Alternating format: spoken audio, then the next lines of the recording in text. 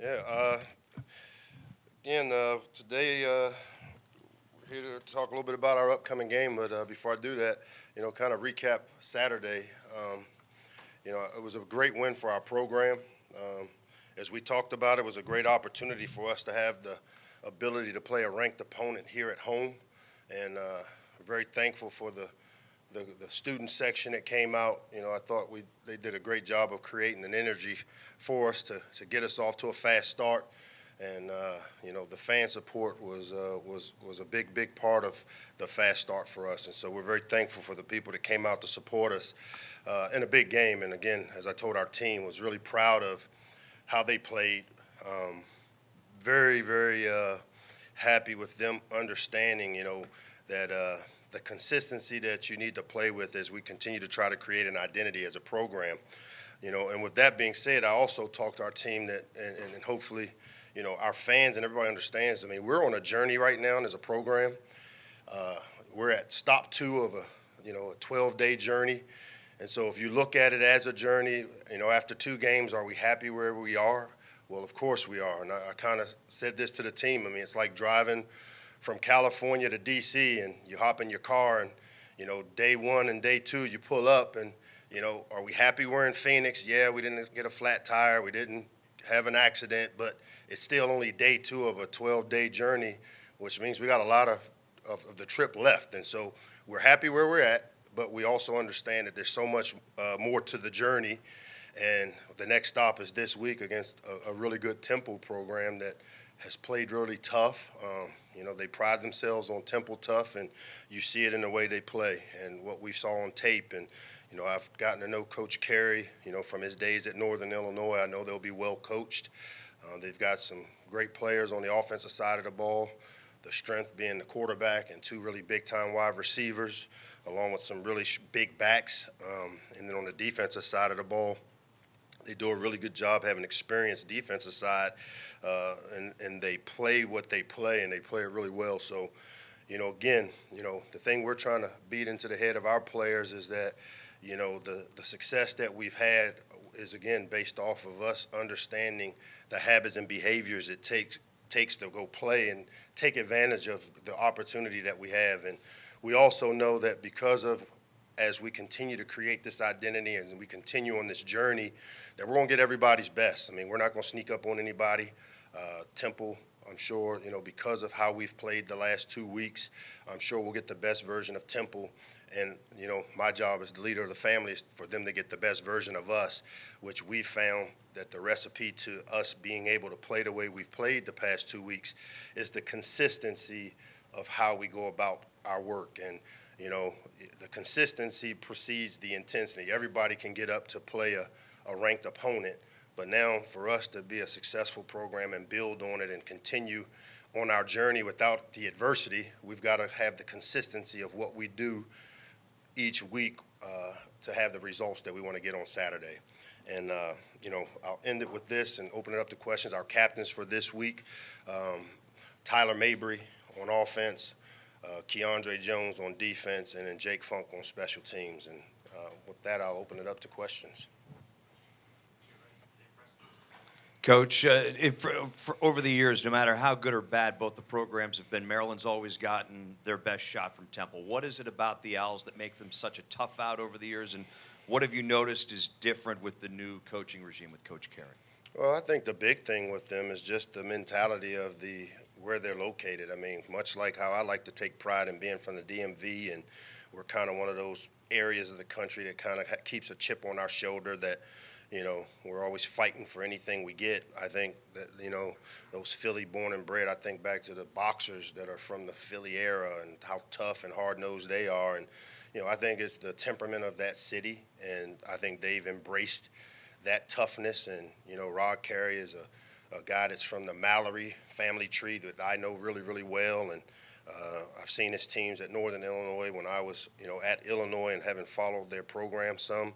And they're always really well coached. They really play hard. And, I think, again, we're going to get the best version of Temple.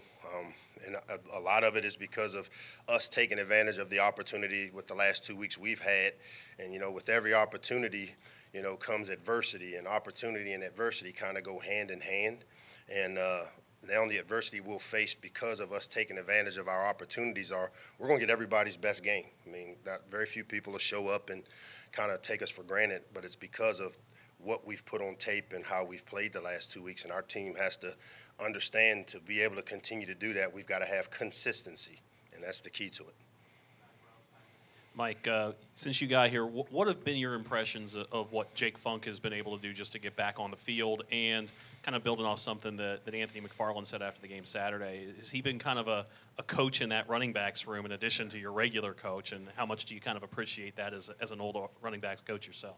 One of my all-time favorite players, and I know you're not supposed to pick your children and say he's my favorite child, but, Jake is one of those guys that it's hard not to really love and love hard, because he's going to give you every ounce of energy he has. I can think back to, when I took over as the interim in 2015, and one of the first things I did when I took over the job was call Jake Funke and offer him a scholarship, because we had kind of been slow to offer him based on some philosophical things. But here's a guy that all-time leading rusher in the state of Maryland, won a bunch of ball games, and, for whatever reason, wasn't as heavily recruited as the talent that I thought he had. And it's great to come back home now and have him be a part of it, and just to see how he's grown in our program. And just, he may not be a marquee superstar name to you guys, but to us, he's a rock star, because he's a guy that does just about everything from covering kicks and blocking punts to finishing games and, catching the ball out of the backfield. He's just the epitome of what a Terp football player should be. And,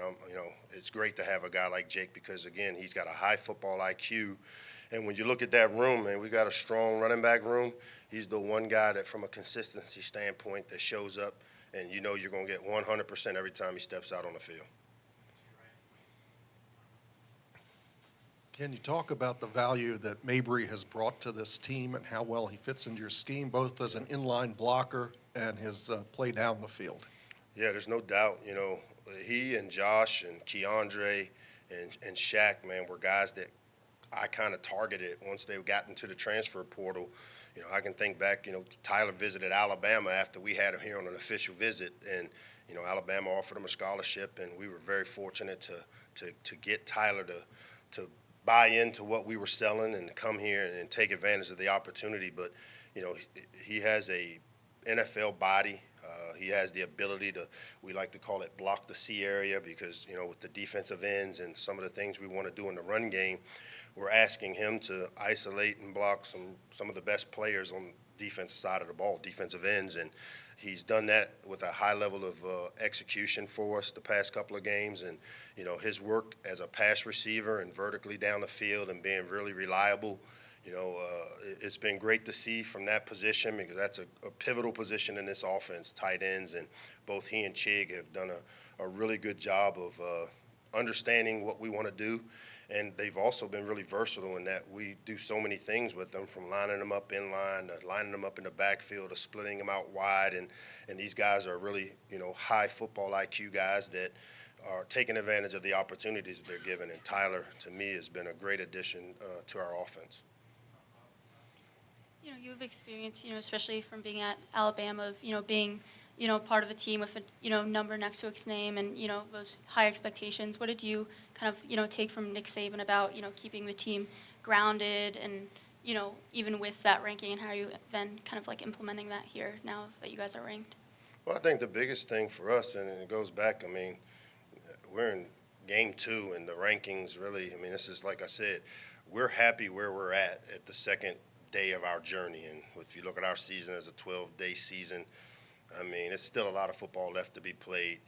We realize what a great opportunity we have to be able to be ranked, but as I said, opportunity and adversity kind of go hand in hand, and there are going to be some adversity that we'll face, and it's how we embrace how we embrace it, which will make the difference. And again, one of the things that we've created because of the consistency in which we've played the last couple of weeks in all 3 phases is that we're not going to sneak up on anybody, and we're going to get everybody's best version, which we want if you're a competitor. We're a competitive team, and we want their best version. And again, our goal is to do the things Monday through Friday that allow us to be the best version of ourselves when we take the field on Saturday against a tough opponent. Hey, Coach. You were a play caller for Alabama. I mean, what stands out to you about Scotty Montgomery's ability as play caller? I mean, have you been impressed with what he's done through 2 weeks? Been really impressed. I mean, Scotty has taken the system that we put in, and again, it's the system that I've run, and some of the things I've taken. I mean, nobody owns any of it. This is Maryland's offense, not Mike Locksley's offense, but I've been really impressed with Scotty's ability to, his pace, having the next call ready.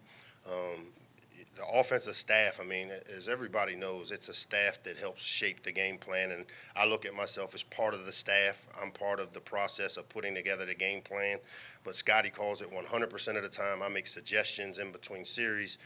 I'll make some suggestions during the course of a series, but, you know, as I used to say as a play caller, you know, the offense has to take on the personality of the play caller, and Scotty is a smart guy. I like to joke about him being a Duke grad, and that means he's the smartest guy in the room because he went to Duke, and he loves that. But he's a good football coach. He's been around some really good coaches. You know, a guy I have the utmost respect for. David Cutcliffe is his mentor. And so, you know, we're really fortunate. I was very fortunate to be able to hire a guy like Scotty to run the system, and I've been really pleased with how he's called the games, how he's organized the offense, how he's taken a lot of things off of my plate, which you would expect because he's a former head coach. So, you know, having Scotty Montgomery to me is like having a Mike Locksley on my staff, and I've been really pleased with Scotty, as well as all the offensive coaches and the defensive coaches for that matter. Coach, just an update on the health status of the team after the game last week, and specifically Olu and Marcus Minor, and how they're doing. Olu has practiced. He practiced yesterday, so he's a go. You know, Marcus is a little nicked up, and he's questionable. He'll get a little bit of work today. We kept him out of yesterday's practice. We'll try to bring him back slowly in the week. The plan is to practice him some today so that tomorrow he can be full return. But my expectation is that he'll play in the game on Saturday. Mike, you talked about it a little bit. The big plays the secondary allowed. You talked about it a little bit Saturday, but after watching tape, just how much of that do you think is correctable just between the technique, the communication issues, and even some of the personnel? It looked like Syracuse had 4 or 5 wideouts. Sometimes you guys win your base packages. Yeah, no, I mean, most of the time we were in our nickel. We didn't necessarily go dime. We don't play a lot of dime coverage, so our linebackers and our safeties are expected to be able to cover some tight ends and cover some slot receivers. But just like you said, the big play, I think we gave up 4 explosive passes. And I said this on Saturday after the game and after watching the tape. I mean, they're all correctable mistakes. I mean, and it was more fundamental than it was anything. I mean, I look at Tino's deep ball that he had caught on him down the right sideline, and I mean, he was in great position. He wound up looking back for the ball too early, too long, and lost the relationship and the phase you like to have to be able to play the ball at the end of the play.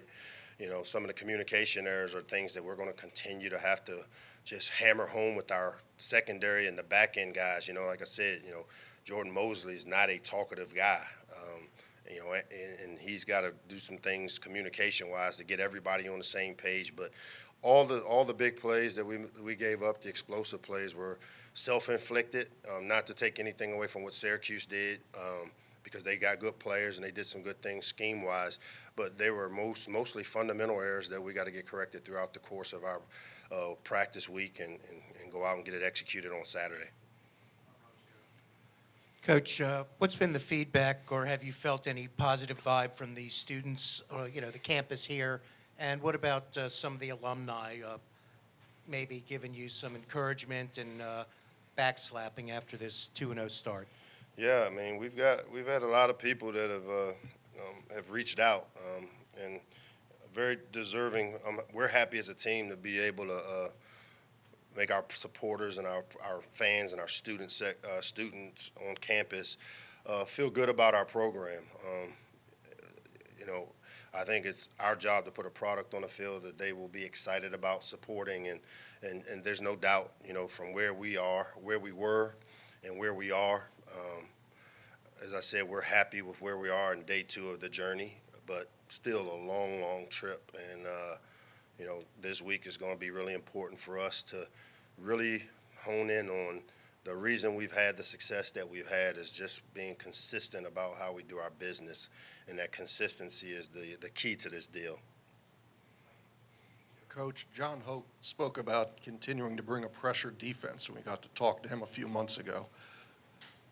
With Shaq being out and Bryce Brown stepping in, how do you rate what your pressure is, and how well did Bryce do at his start at rush end? That's who we're going to be on defense. We want to be an aggressive defense. I'm not a bend, don't break, and play off kind of guy. I kind of want to get after people, and the things that gave us and gave me problems as a play caller are the things that I wanted as a defensive philosophy, and that's to attack and switch your looks up and keep the offense off balance. And John has done a great job of giving me what I want from a philosophical standpoint, and has done a great job, like I said, with Scotty, of organizing the defense, running it, really taking a lot of things off my plate in terms of how he manages that side of the ball. And, Bryce Brown has been, like everybody in our program, we're a developmental program. We're going to continue to develop all the players in our program to be able to do what Bryce did, having to step in for Shaq, which is to go out and perform your job and do it well. And, I was pleased with Bryce's play, minus the 5-yard penalty for offsides. And, the thing that, you don't get to see that we see is that's what I've seen out of Bryce, from summer camp till now, that he's continued to develop the right kind of habits and behaviors, which afforded him the opportunity to go out and play the way he played on Saturday. That's the plan. Coach, you talked throughout the spring about KeyAndre Jones' leadership, and now to see him produce on the field in the way he has, what does that do, for you, knowing him, and for the whole defense? Again, I'm not surprised, and I think the people within our program aren't surprised with what we're seeing out of KeyAndre from a production standpoint, because he does it in practice. I mean, he is one of those guys that practices like his hair's on fire, and, he will give you every ounce of energy that he has and effort that he has, and that's the type of player he's been since I've seen him as an 8th grader till now. And the leadership part is the piece that really has been helpful, and I keep stressing, all these grad transfers that we've added have just brought a different mentality to the rest of our team. And not that we didn't have leaders already in our program, but, you always talk about success leaving clues, and these guys have been a part of some successful programs. And you got young players. We are a young team still, and we're still in, year one of laying a foundation as a program. And to have the caliber of leadership that guys like Tyler Mabry, Josh Jackson, KeyAndre, Shaq, that they bring to the table for our young players, just by emulating what they do and what they see, is so important as you start developing a culture. And again, KeyAndre's played a huge role in flipping the culture of how we practice. I mean, that's the key to this deal, of how we practice Monday through Friday, so that we can go out and play at the level that we play with on Saturdays. Coach, how, kind of piggybacking off of that, how gratifying is it to see a lot of these new parts, be it you as the first-year coach, these transfers coming in, the time that you've had together, and to see the success so far, certainly just part of the journey, but, to know that all these pieces, all the hard work so far have come together, I don't know, maybe even exceeded expectations as all these new parts come together? Yeah, I mean, to us, and I ask our team this often, I mean, on Monday I asked our team, is anybody surprised with what we're doing? And nobody raised their hand. And it's not because, our expectations are low, high, or indifferent.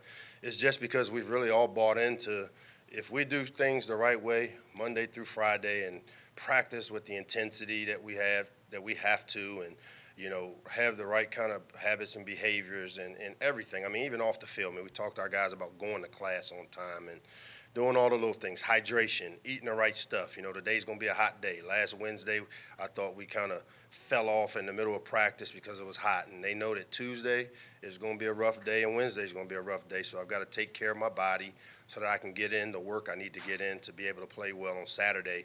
And because of the success we have, it validates that, hey, we're doing some things the right way Monday through Friday, and it's easy to buy in when they see it. But again, we're in day 2 of a 12-day journey, and we've got a lot of land to cover from now until we get to day 12, and we're happy with where we are after 2 weeks. Thank you very much.